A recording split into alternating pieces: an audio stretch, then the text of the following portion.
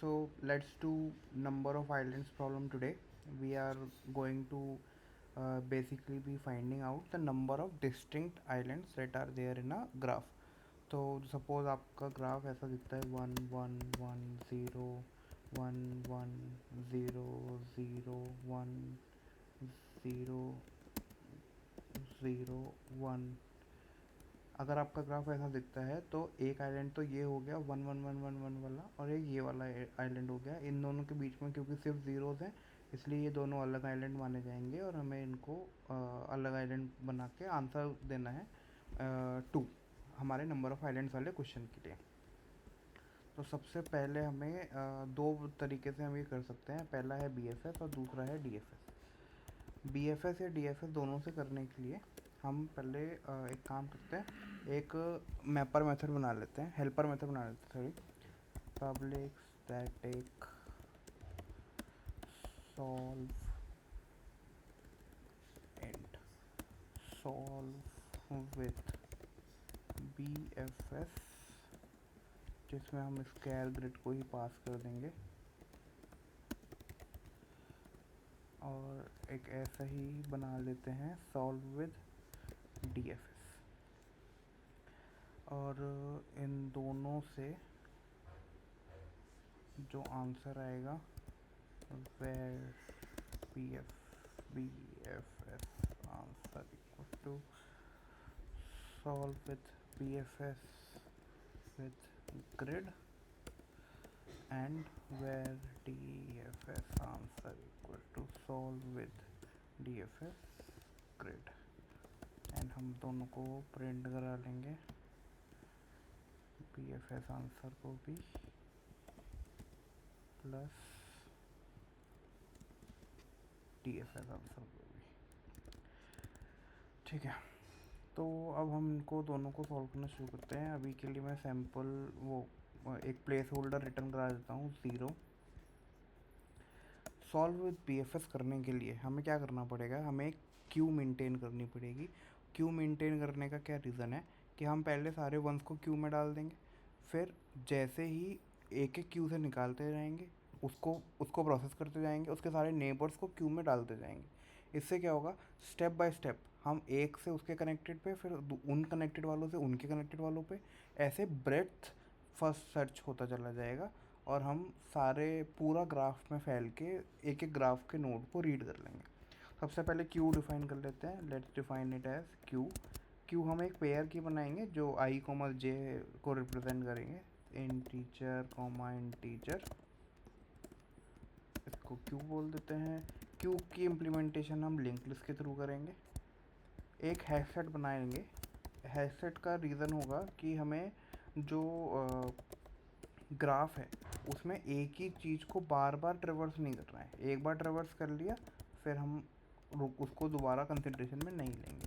तो इसके लिए हम एक हैश सेट बनाएंगे जिसको हम बनाएंगे विजिटेड नाम से। Now what will be doing will be equals to m grid dot length where n equals to grid 0 dot length। दोनों m और n आ गए हमारे पास। अब हम लूप चला देते हैं for int I equal to 0 I less than m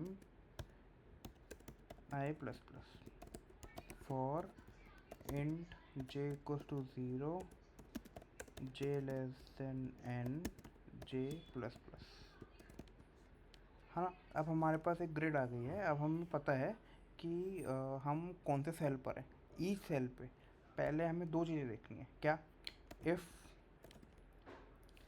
x grid I, j is equal to 1। एक तो 1 होना चाहिए, 0 है तो हम वैसे भी उस पर BFS नहीं करेंगे।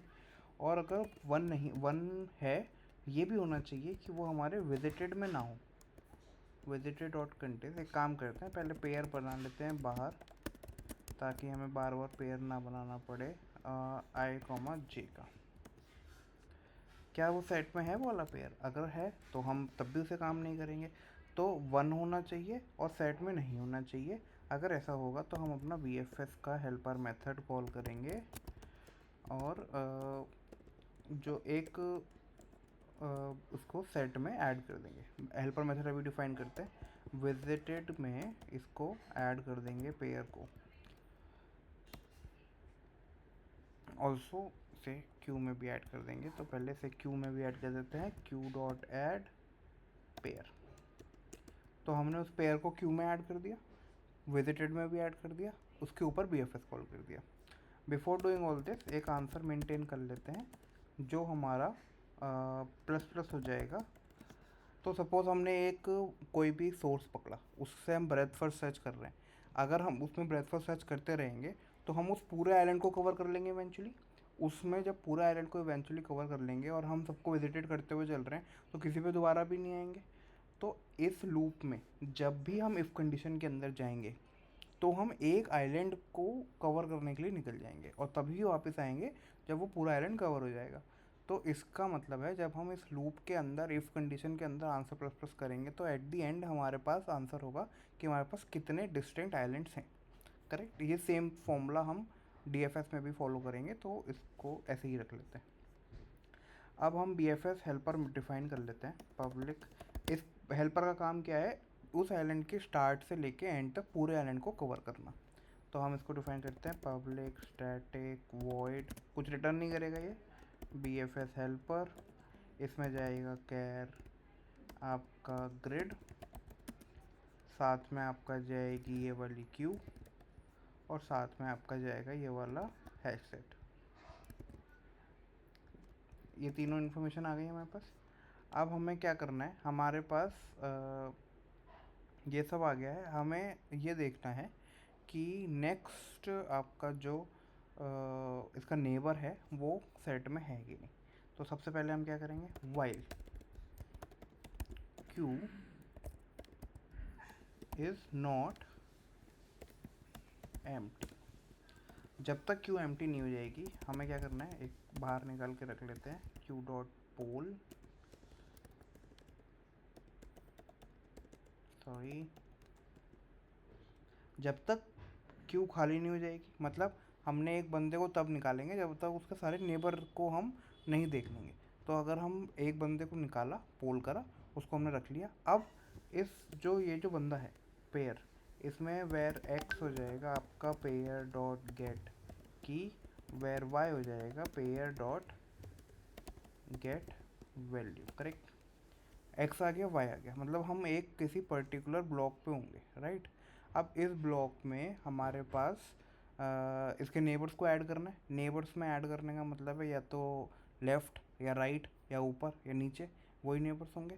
तो हमें उस नेबर को ऐड करने के लिए एक और हेल्पर मेथड लिख लेते हैं जिसका नाम दे देंगे हम ऐड नेबर।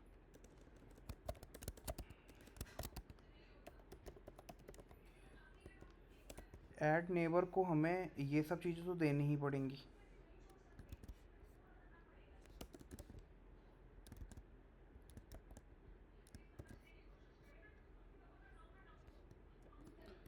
साथ में हमें इसको देना पड़ेगा न्यू कोऑर्डिनेट्स। तो int new X, int new Y, right. अब हम इसको मैं बड़ा कर लेता हूँ, int new X int new Y. Correct.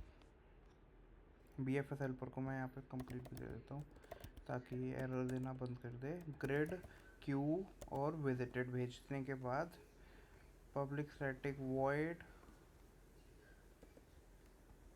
आपका add neighbour this,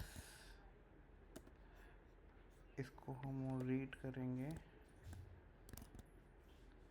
oh what did I do, bfs helper solve with bfs add neighbor, what is this, how come this is here, oh okay select, okay. तो हमारे पास new x आ गया, new Y आ गया। हमें check करना है कि if जो आपका न्यू एक्स है वो ज़ीरो से बड़ा है कि नहीं।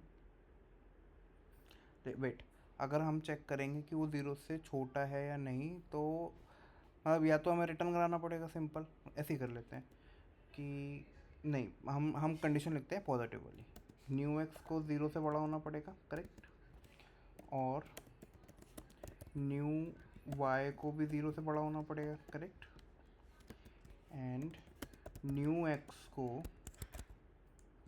छोटा होना पड़ेगा ग्रिड डॉट लेंथ से, एंड न्यू वाई को छोटा होना पड़ेगा, सिर्फ छोटा, नॉट बराबर, ग्रिड 0 डॉट लेंथ से, एंड जो हमारा पेयर बनेगा, पेयर भी ऊपर बना लेते हैं, where pair equals to new pair, और अंदर दे देते हैं new X comma new Y.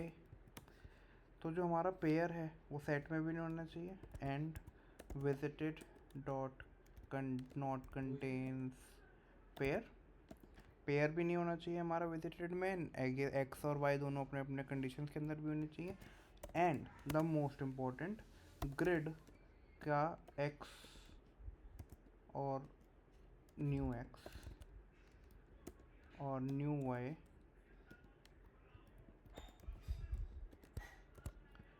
भी होना चाहिए 1, करेक्ट।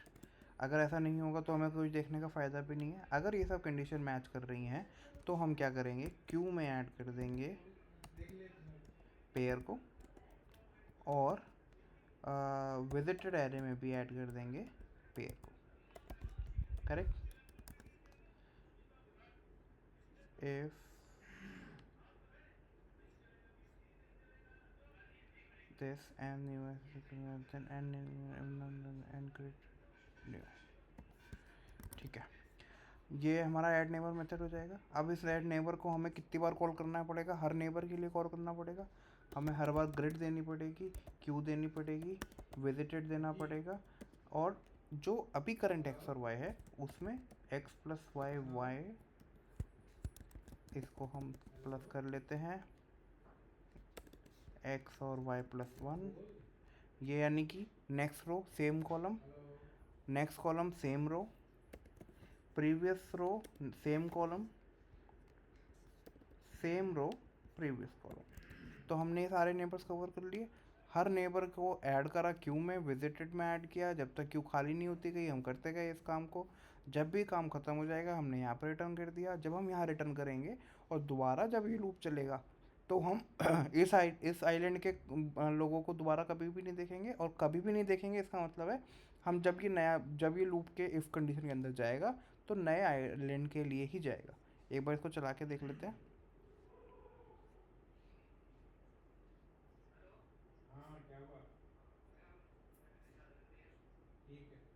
ये रिटर्न एक तो मैंने ज़ीरो कर दिया है, इसको आंसर रिटर्न कर देता हूँ, solve with B F S, solve with T F S, but ये कुछ प्रिंट क्यों नहीं देता।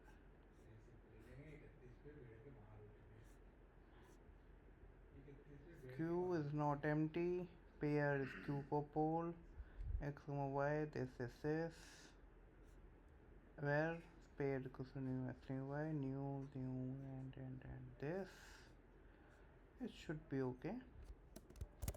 एक काम करते हैं, यहाँ system dot out dot println एलन कर लेते हैं। हाँ, ये यहाँ पे आ भी रहा है या नहीं, यहाँ तो आ रहा है। तो int this q dot add, where is it dot add, q dot pull this if not visited x y, and I'm not sure what's wrong here, but इसको देखते हैं कि ये हमने इसको क्यू में भी ऐड कर दिया, विजिटेड में भी ऐड कर दिया। I think problem is with this comparison of pair. I think this pair is comparison is not working because I was using my own pair. So I have written this equals and hash code method now. Now this compares each value with value, key with key. I just override what equal and hash code was. And now if I will try to do this, so I got 2 and 0, 2 being the answer. 1, I'll show you the graph.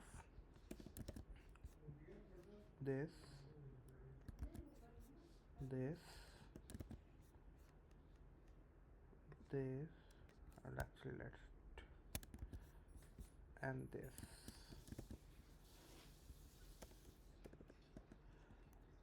Right. So there are two graphs here, this and this one. So there are two graphs and two islands. So these two islands are given by the BFS helper. Now let's write the DFS one. So I'm gonna take this method on top now. Control X, Control Y. So what we did was with BFS was we created a queue and then we created a set called visited, and then we added each element to the queue and each element to the visited as we went across the breadth of the graph. Now in DFS what we need to do is we need to go till the depth of the graph and make sure we check everything and then come back. So for this, straight away we are gonna use this, and for every if grid I and j is equals to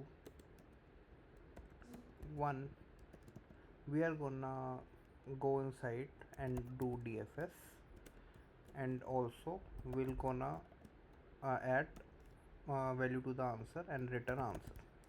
Now let's write DFS helper like we did it for BFS. So what do we need for our DFS helper? Do we need any queue or any set or anything? No, we just need this grid. We can make use of the I and j, and we should also return the m and n, so that we don't have to calculate it again and again. Now that we know what we are going to use in that method, let's do this. Public static int DFS helper, which will expect a character grid, then an int I, then an int j, then an int m, and then an int n. Now that we have all of them, let's try and go and check on each of them. So first of all, let's take away the impossible scenario, not the impossible scenario but the bad scenario. If I is less than equals to less than 0, or j is less than 0, or I is greater than or equal to m, or j is greater than equals to n, or maybe if I dot sorry grid I j equals to 0. If any of these is being followed, I'll just return. Now you notice that I am not using any visited array or set. What we will do is we'll do this grid I j equals to 0. So as soon as we encountered any value, we turned it into 0. उससे क्या होगा, वो कभी दोबारा zero होगा ही नहीं, तो one होगा ही नहीं. जब हमने उसको ज़ीरो कर दिया वो वन नहीं होगा, एंड वन नहीं होगा तो वो विजिट, मतलब एक तरीके से विजिटेड हो गया. हमने उसको बिना विजिटेड सेट में बनाए उसी को डायरेक्टली विजिटेड कर दिया. ऐसा हम BFS में भी कर सकते थे, बट यहाँ पे क्लीनर. अब DFS रिकर्सिवली इंटरनली जाता रहेगा, तो हम इस मेथड को दोबारा कॉल करेंगे, DFS हेल्पर को, उसको ग्रिड देंगे और अपना I +1 j और m और n वही रहेंगे, and do this for all possible neighbors I and j +1, I -1, j -1.